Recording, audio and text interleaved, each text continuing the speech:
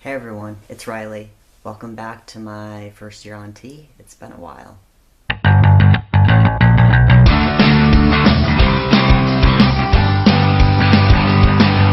I haven't posted in a few weeks or a month. I don't know, I kind of lose track of time. But we've kind of been taking a break as a group and trying to figure out a new format that will work better for everyone and make our viewers happier. So hopefully we're getting something figured out that will be more interesting for everybody.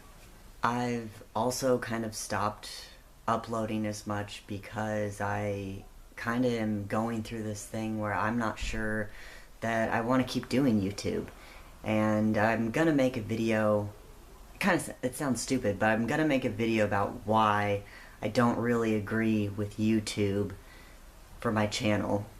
But I'm not sure that all of this effort is necessarily worth it all the time. Alright, let me get past all of those rambles and get to the topic this week. And this week I'm going to talk about how to start testosterone. Okay, I lied. Before I say that, I am currently in Edinburgh, gotta make sure I say it right, Scotland.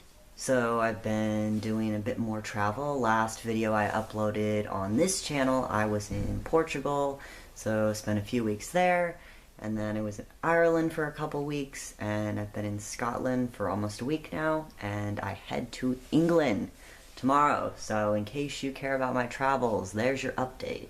I came out as trans about a year before I started hormones, and I came out while I was living abroad in Australia. I wanted to give myself time to just be out as a trans person without being on hormones to see if it was something that I truly wanted to do. Coming out as trans was a very, very long thought process for me, so I wanted to give ample time to think about hormones as well. So I kind of told myself I will wait at least 1 year from being out to starting hormones. And it ended up being about like that anyway. But I was in Australia, and I kind of wanted to start hormones before then because being out was great, but I was constantly misgendered, and I didn't feel any different than I was before. I just had a new name, new pronoun that few of my family and friends would call me, and that was about it. I looked into starting hormones while I was abroad, and in Australia it's a lot longer of a process, and because I had private health insurance since I'm from overseas, it would have cost me so much money to start hormones, and the wait time would have been so long that I would have been leaving by the time I could start. When I came back to the US, I asked a few of my friends that I knew who are trans in Kansas what they did, and someone referred me to an informed consent clinic.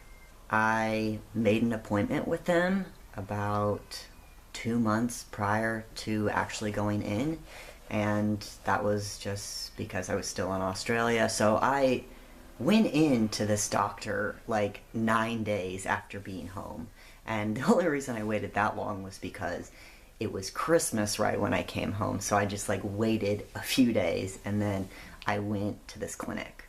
When I got to the clinic, I was given a packet, and it pretty much said I'm consenting to taking these hormones, this drug, medication, and it said all of the side effects, which was like a bit scary just because there were so many. I already knew what they were, but I guess just seeing them all listed out there on a piece of paper was kind of a lot. So I read through all of that, and at the end, it literally just said, I want to start hormones, you check the box, or I do not want to start hormones, check the box. And I found it a bit odd because I hadn't even seen the doctor, and I was already like consenting and like signing off. So knowing me, always doing my background research, waiting, till the very moment, I said, I'm not going to sign this until I talk to a medical professional, because I want to hear about like different options like gel and injections, and I wanted to ask questions, and like I had a whole list of questions. The doctor that I saw, she was different, to say the least. I guess I should have known. That kind of place, I went to a place, it was like a women's center, which was kind of strange, but they did a lot of, I think, abortions there as well, because they said that a lot of times there's protesters outside, so like don't be afraid, just go inside. And yeah, the doctor was a bit odd, but I asked my questions and gave her my paper that I had signed, and she wrote me a prescription. I drove back home and I went and filled it.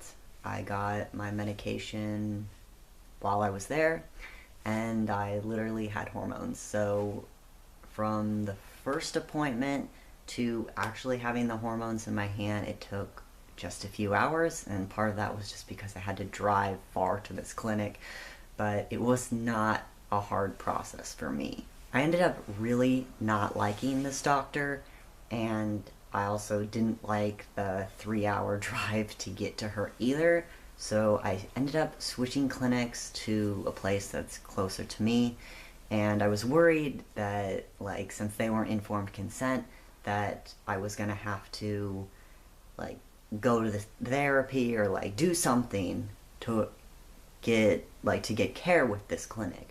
But since I was already on hormones, they took me as I was, and it's been pretty easy from there.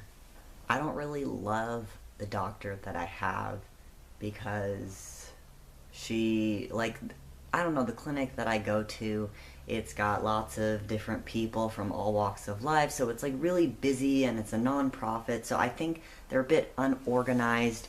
But the lady I see, she originally wasn't even allowed to like prescribe testosterone, but for some reason they still booked an appointment with me for her, and but so she had somebody else fill it, and then next time I came back it was like still complicated. Like, I think she can write prescriptions for hormones now.